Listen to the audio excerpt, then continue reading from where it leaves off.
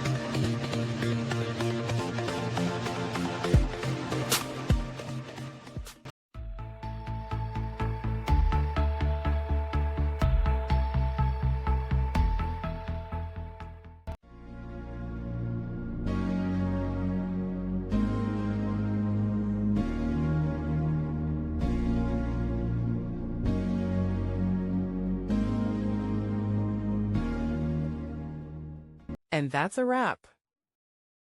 I hope you found the answer you were looking for. If you did, take a second to hit that subscribe button. It really helps out. And let me know in the comments which solution worked best for you. See you next time in the debug zone.